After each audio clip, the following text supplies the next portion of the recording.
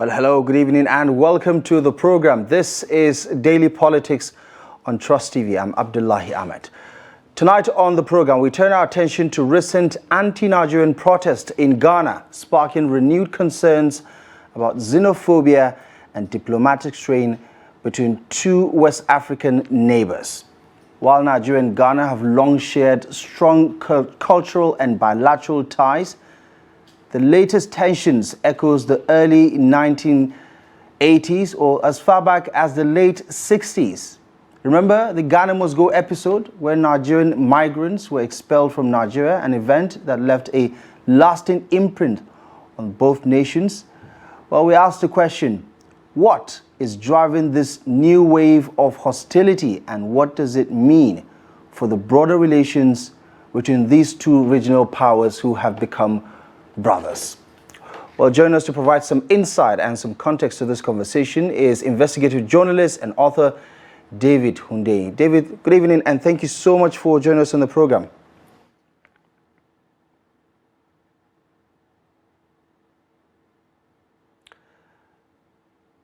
Do we have David? Hello, good evening, David. Can you hear me? Right. Good evening once again. Thank you so much for joining us on the program. Now, as you can imagine, social media is going really berserk regarding this particular development. I mean, the past 24 to 48 hours have been toxic to say the least. But then some would say that signposts the love-hate relationship between Nigeria and Ghana. What is your 2 cents about what is actually happening this time around? This is also happening in the context of a wider push to fracture diplomatic relations across West Africa, which is not being orchestrated by local actors, right? But so he sort of saw an opportunity and he plugged himself into it. So these visuals that you're showing on the screen, this is a sponsored protest. Right. This protest is sponsored by Ghanaian politician Hassan Ayariga. This is well known in Ghana, but for whatever reason, many Nigerians don't seem to realize this. Many Nigerians seem to believe that this is an organic protest and that Ghanaians are protesting against the presence of Nigerians in Ghana. That is categorically not true. What you're looking at is a single politician in Ghana trying to build political notoriety and trying to turn that into a platform for him to gain national relevance. That's his whole thing. He's not a politician that has any specific ideology or any real ideological positioning. He's just trying to build a following and build relevance. And he has latched on to what appeared to be a potential trending issue. So again, this happened in the context of a video that went viral recently showing a Nigerian man in Ghana supposedly detailing his plans about building an Igbo kingdom in Ghana. Now, the Ghanaian authorities, specifically the Ghanaian Foreign Minister Samuel Okudzeto-Ablakwa, has already come out and said that this video, they did their investigations. They invited this Nigerian fellow. They spoke to him one-on-one. And first of all, he expressed his deep regrets over recording that video. And then also informed them that that video was recorded in the year 2013. So that video is a 12-year-old video that someone deliberately dug out, stripped of all its identifying context, and then presented it in this very misleading way to create the fundamentally false impression that they're a group of Nigerians trying to set up a sovereign ethnic kingdom in another person's country, which is, again, categorically not true. Right. So I guess the wider context surrounding even that is that if you've been following the news across West Africa, this is not just in Ghana and Nigeria, there have been several such events happening within a month of each other that have been intended to fracture diplomatic relations. So in Ghana, for example, you might recall a couple of weeks ago, the president of Ukraine, Volodymyr Zelensky, tweeted that he had a conversation with the Ghanaian president, John Mahama, and he claimed that Ghana had reached an agreement with Ukraine to buy Ukrainian drones and to deploy Ukrainian soldiers on Ghanaian soil to protect Ghana's borders. Knowing fully well that this was going to cause a huge diplomatic storm with Ghana's northern neighbor, Burkina Faso, which, as you well know, is more aligned with Russia.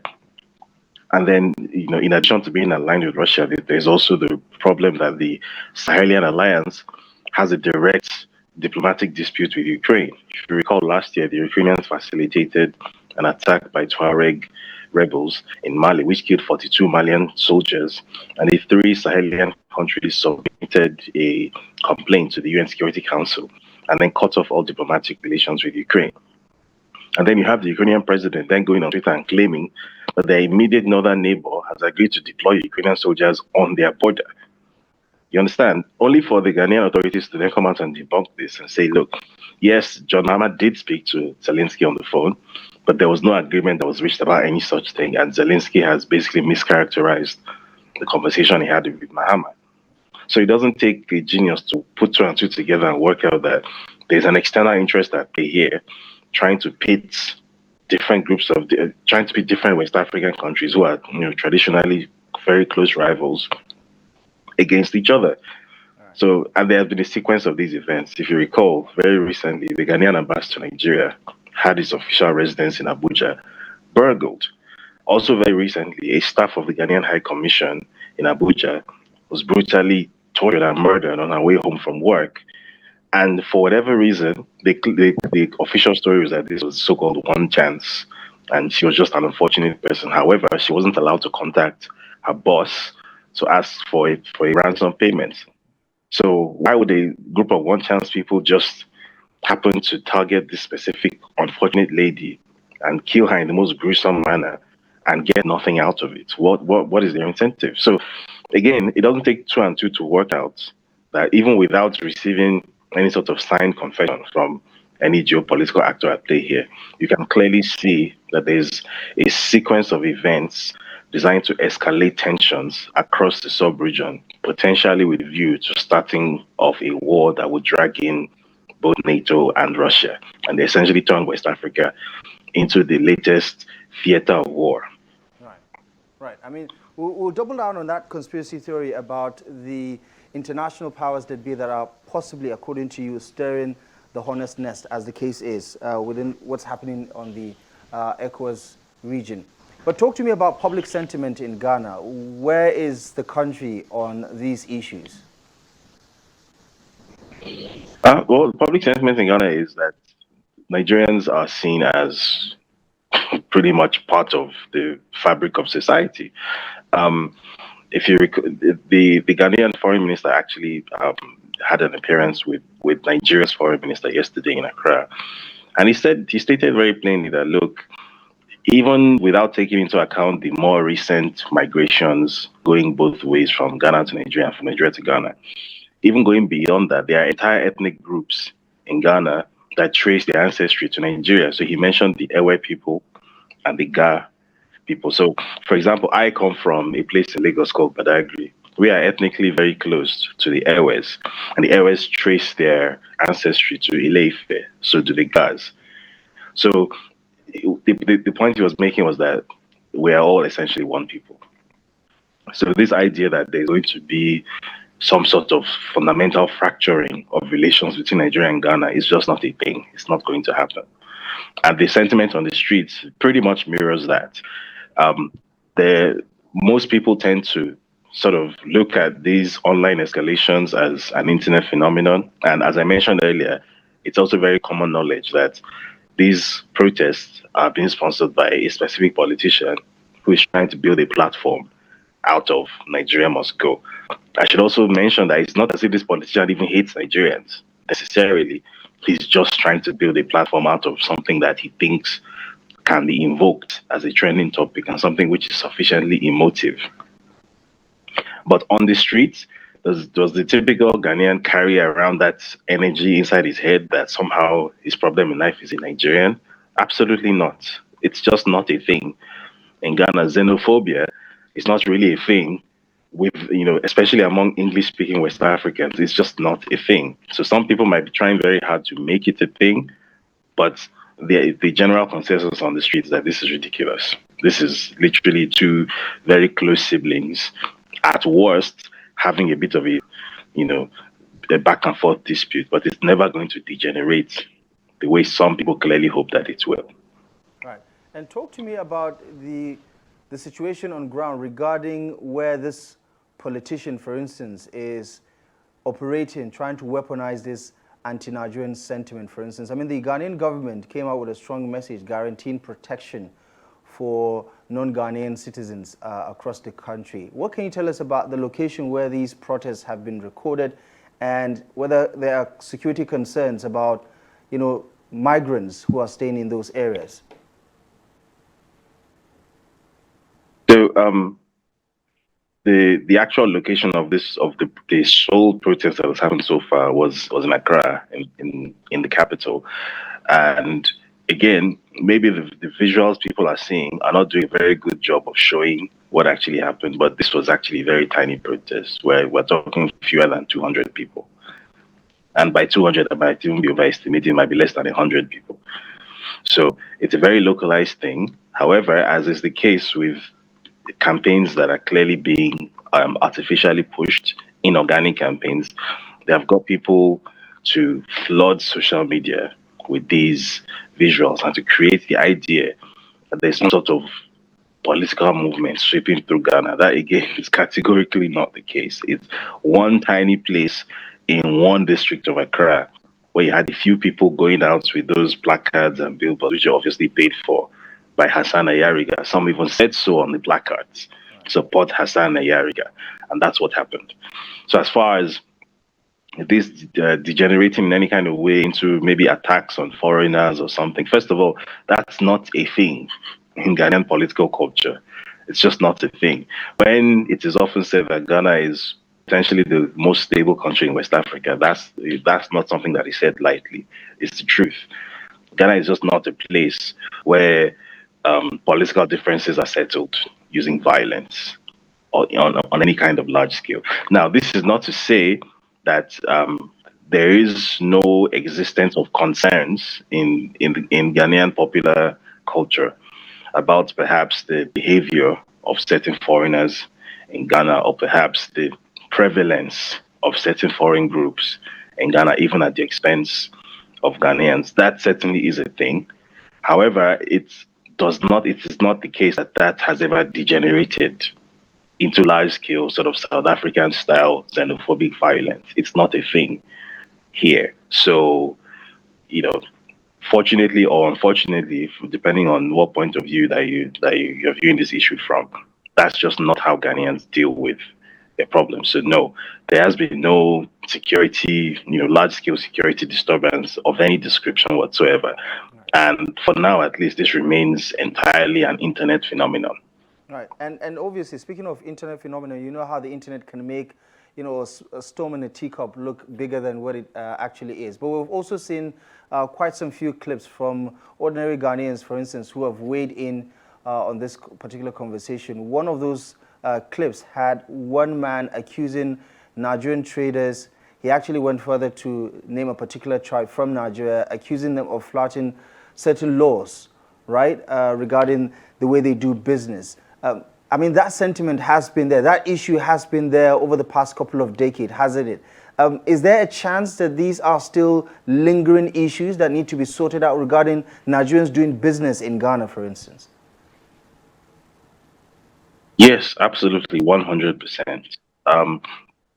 Even though one might not necessarily agree with, for example, naming a specific Nigerian ethnic group as offenders, I personally don't agree with that. However, it is also the case, I think it's fair to say that regardless of however welcoming Ghana might be, and the fact that Ghana and Nigeria are both members of the same geopolitical union, ECOWAS, freedom of movement, freedom of trade, and all of that, be that as it may, the um, the purpose of Ghana's government is to look after the well-being of Ghanaian citizens first and foremost. So there definitely should be some form of economic reservation that should be ring fenced for the locals. As someone who has spent a lot of time in Ghana, I'm very familiar with the situation on ground in Ghana. I do have to say that they're unlike across much of Africa, Ghana is a country which is extremely liberal in an economic sense. And what I mean by that is there are sectors of the economy that foreigners are allowed not just to operate in, but to even own, more or less de facto. Um, there was a time when the power sector in Ghana, as you can imagine, the power sector is a sector that is critical, central to national security. There was a time when a previous government was in very serious conversations about essentially privatizing the state-owned power company and giving it to a foreign actor. Right now, in Nigeria, obviously the state-owned power company has been privatized, but very crucially, the privatization was done locally. So the power sector is still in the hands of Nigerians and by extension, the Nigerian state, which I think is fair.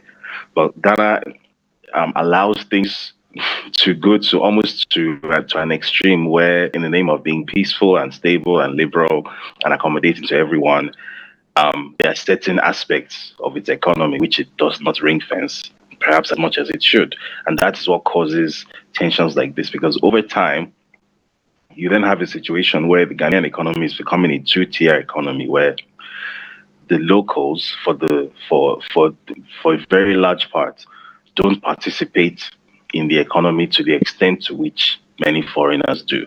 So if you go to Accra, for example, and some parts of maybe Kumasi and Cape Coast, you will see a lot of visual prosperity, right? You will see a lot of construction, you will see lovely buildings, you see businesses, you see lots and lots of foreigners, and it might look like this is a booming economy.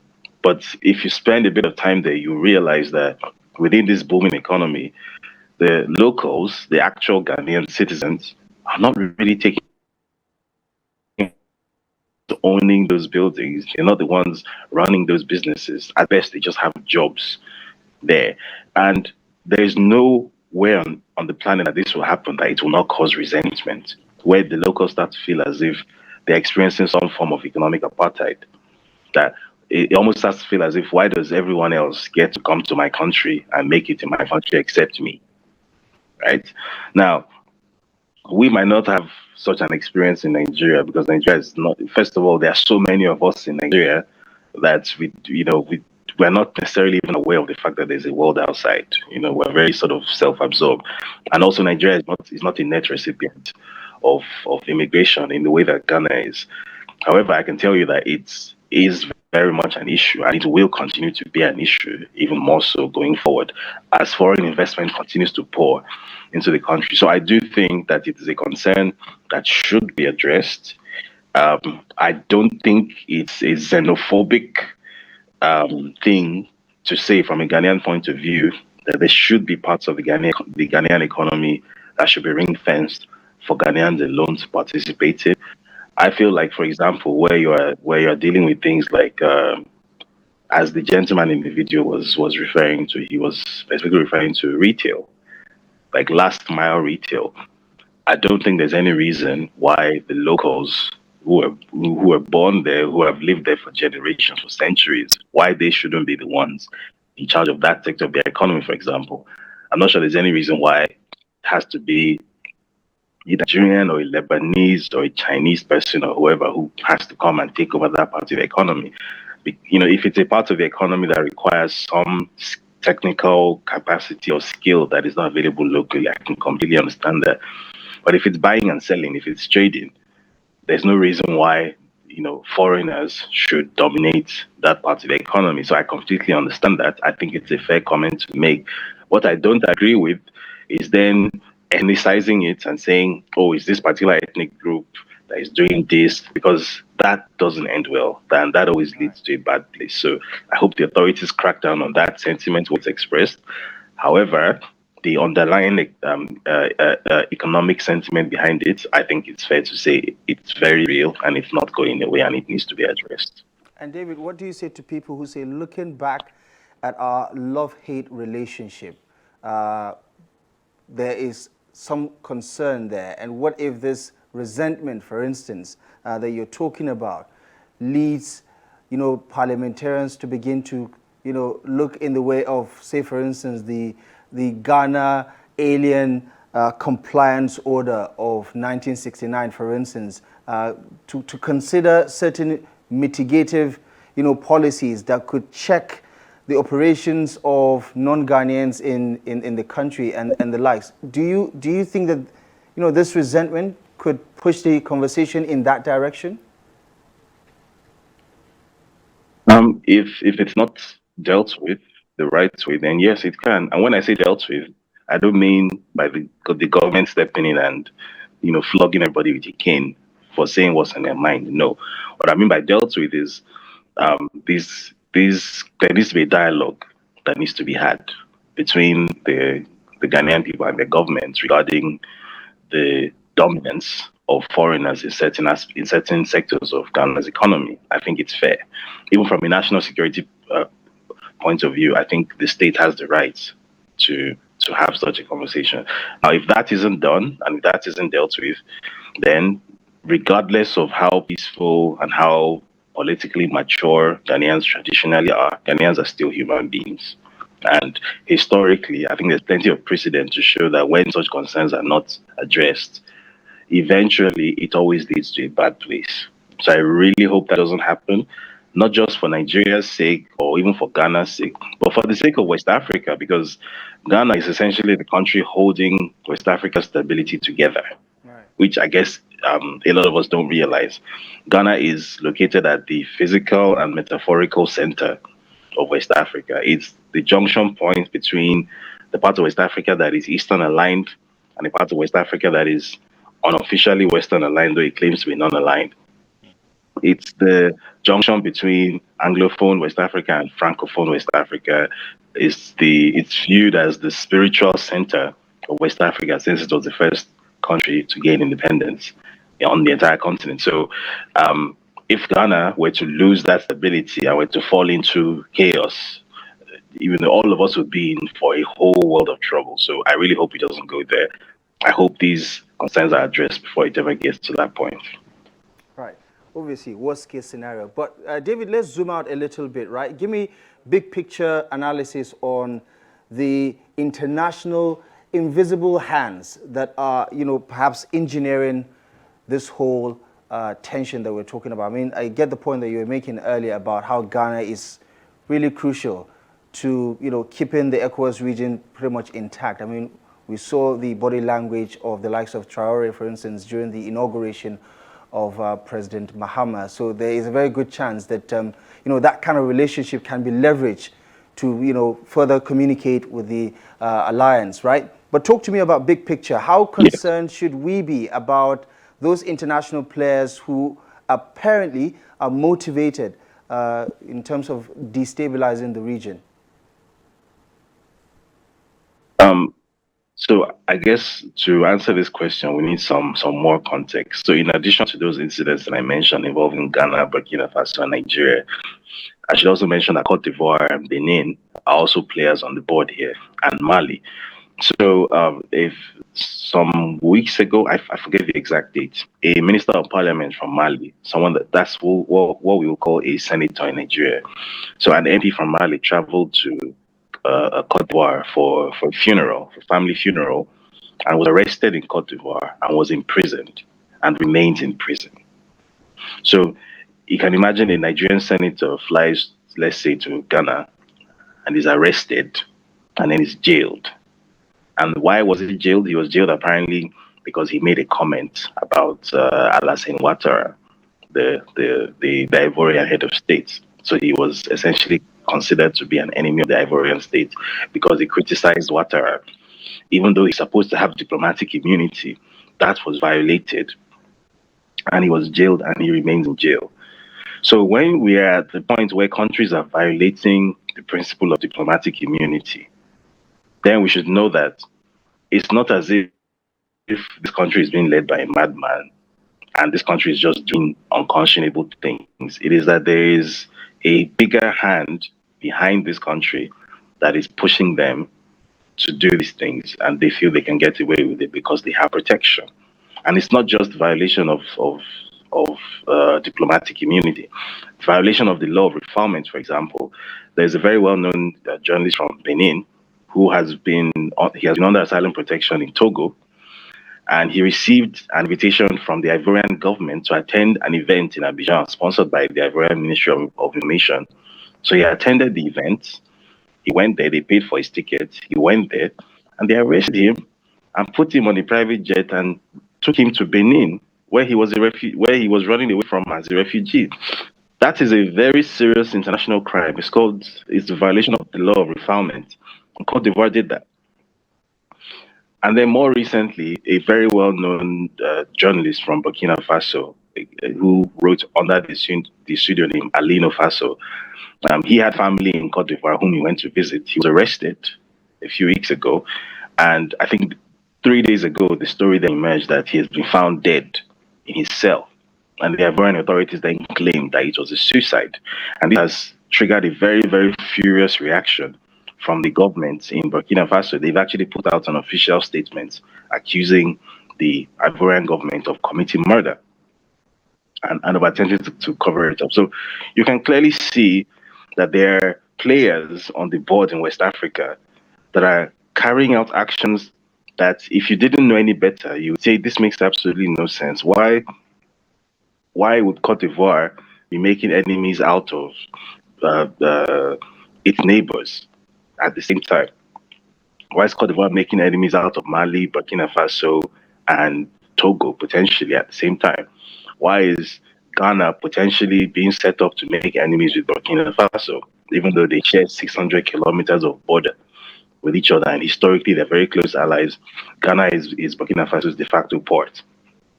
Why would Ghana and Nigeria, who are like the two closest allies in the region, be having this diplomatic friction between them? So once you zoom out and you look at all these separate things happening at the same time, then it doesn't take a genius to work out that it's not as if after 50 plus years of coexisting without much drama, all of a sudden, West Africa just decided to lose its mind collectively and start doing things that don't make sense. No, that's not what's happening. There's an external hand involved here that is carefully staging events to create the pretext for diplomatic fracturing. Because once you are fractured, then you become vulnerable. Right.